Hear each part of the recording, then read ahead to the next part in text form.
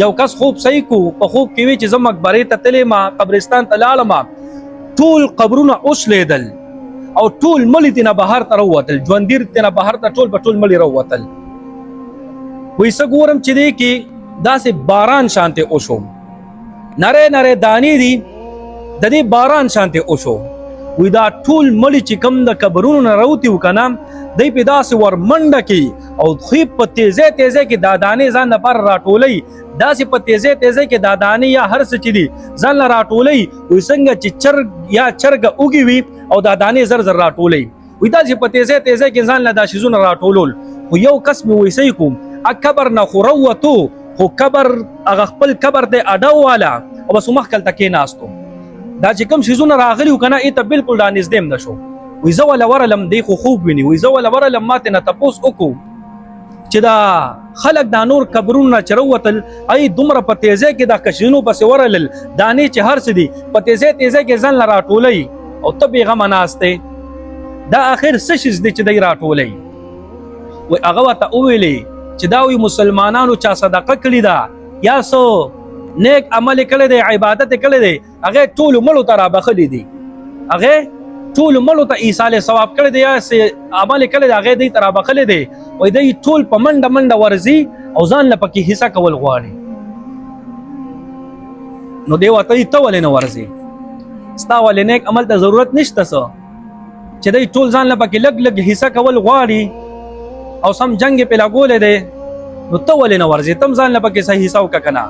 دی ورته وایي زما دغه شیزونو ته بالکل ضرورت ځکه نشته دی چې زما یو حافظ قرآن زوی دی زما یو زوی دی هغه قرآن پاک یاد کړی دی هغه روزانه ډیر زیات تلاوت کوي ما ته یې رابخي هغه زما لپاره ډیر زیات کافي دی زما د لږ لږ ثوابونو ته ضرورت نشته دی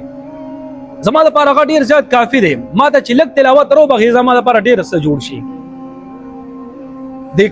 دی بیا د خوب نه راپاسي دی کې څو کاله تیر شي چې هر څو کاله پکې تیر شي 10 کاله 15 کاله همدغه سړی بیا خوب صحیح کوي کم سړی چې خوب صحیح کړی و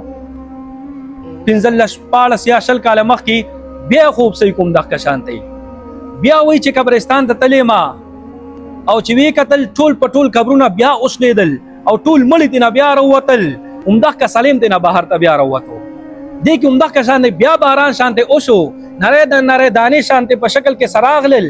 ټولو پې ور جړب کړل دم پکې ور جړب کو همدغه چې کوم مخکې خوراک نه راټولولو که نه یا چې هر سوی نه راټولول او مخکې قسم پکې په منډه منډه رالو ځان له پکې حصه کوله دو مخکې کس ته اواز ورکړو دته خو اوس پته وه چې دا چا عملونه رابخلي دي خو اوس پکې دی ولې ځان له خوراک یا چې هر څه دی ایصال ثواب راټولئ دی ورته اواز ورکړي اوس وایي ته ولې ځان له راټولې دا خو ما ته مخکې وایي چې زما دې ته ضرورت نشته دی اوس تا دې ته ولې ضرورت راپېښ شو اوس مې ورته ضرورت شته دی وایي ولې وایي ما پسې چې کوم زوی تلاوت کول او یې راته رابخل هغه زوی زما وفات شوی دی نو هغه ایصال ثواب په ما باندې بند شوی دی اوس زما پسې تلاوت کول والا څوک نشته دی مخکې به راپسې هغه ډېر زیات تلاوت کولو ما ته یې رابخلو هغه به زما لپاره ډېر زیات کافي و دغه ثواب خو اوس زما زوی وفات شوی دی اوس راپسې څوک تلاوت کولو والا نشته دی نو څنګه چې دا نور خلک د خلکو عبادتونو ته محتاج دي چې څوک ورپسې څه عمل را وبخي زه ورته اوس داسې محتاج یم زما عزتمندو سوچ وکړو دې ته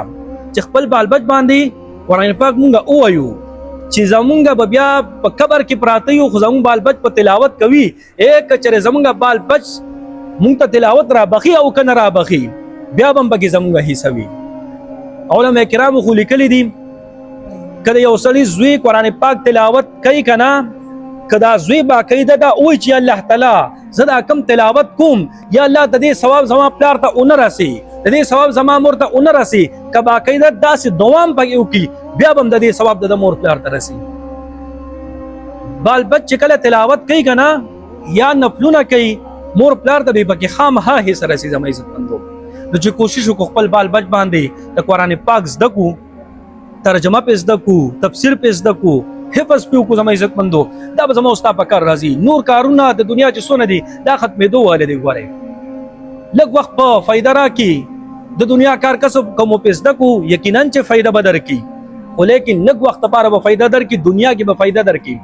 آخرت کې به دې بیا په کار بیا نه راځي نو کوشش وکړو چې خپل بال بچ باندې قرآن پاک زده کړو ترجمه پې زده کو، تفسیر پې زده کو، حفظ پې زده کو، ناظره پې زده کو، یا په خپل زده کو. زما عزت مندوم دا به زما او ستا په کار راځي ان شاء الله. ټیک شو جی. باقي مسائل مونږه شروع کړیو د قرآن پاک ریلیټډ یو څو مسائل بو وایو. ټیک شو. قرآن پاک حدیث هم بیان شو او وضاحت مو د قرآن پاک او د دې متعلق یو څو مسائل بو. ټیک شو جی.